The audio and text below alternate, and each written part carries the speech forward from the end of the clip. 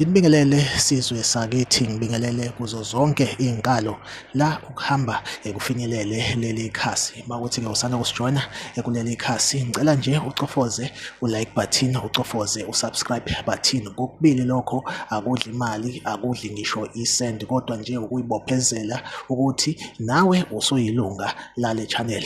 Bafethu, kunephutha engizolilungisa kule video.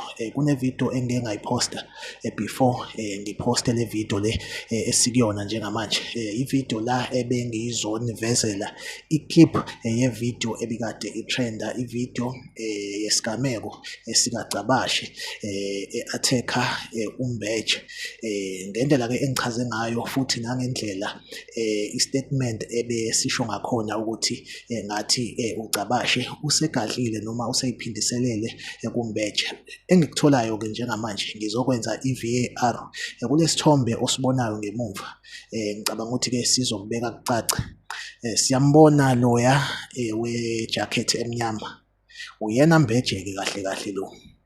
Then lo okuyena o-attackwa uSwidi umfowabo, okusho ukuthi uSwidi ebethu attacker uMbeje. Luckily uMbeje akwazi ukuthi abaleke ayongena ngale, njengoba siyibona ivideo uMbeje nanguya uyabaleka uyongena ngale emotweni yakhe le enamthengela yona abalandeli, enamvotela ukuthi ayiwine.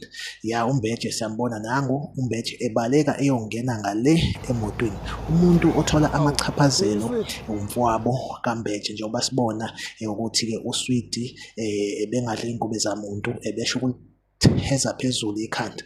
Insizwa-ke isinde ngakho ukuthi icele empunzini. So bafethu, bekuzolungisa leyo mistake. Nakuba-ke ivideo le engiyiphostile ngiyigeke ngisayidelete because ngiyabona ukuthi ibuka kakhulu. So ngithi angizolungisa lelo phutha ngoba ngiyafuna ukuthi ningithembe esikhathini esizayo. So amaphutha anjengalawa if enzeka nami ngisemusha kwi-channel, so amaphutha kanje kumele ethi mayenzeka mhlawumbe base ngibona ukuthi iphutha ngilenzile kube ukuthi-ke iphutha, ngiyabuya futhi kunina ngizolungisa lelo phutha. Bafethu, ningakhohlwa ukulike ivideo, ni-subscribe kwi-channel, niciphize i-notification bell. Lokho kuzobe kusho i-support kumina njenge-newcomer kule niche, ikakhulukazi ngizokhuluma ngey'ndaba ey'phathelene nomaskandi. So nami kuyisifiso sami ukuthi-ke iy'ndaba engizobe ngililethela zona kube ukuthi iy'ndaba ey'neqiniso, ey'ngachemile mhlambe nomculo thizeni, but kuyobe kukudlulisa nje iy'ndaba ey'suke zitrenda noma iy'ndaba ey'suke zisematheni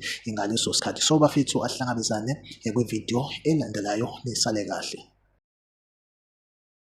Saze sidibene yena lo mfana, ngingamtshela ngathi mina ngensizwa nje wabaleka, ngimtshela ukuthi hayi intaba engahlangani, ngisazi umkhuphe sithi isikhathi uyangijwayela lo, ngenza ngathi ngingane umshaye kwafa amabhiya kulo nyaka, ngibamba umfowabo ngoba yena unejubane wabaleka ngale moto enamthela yona. Ukuthi ngekho le moto enamthela yona le umbulala ngendlovu khonde lehle emthini nakwafezile.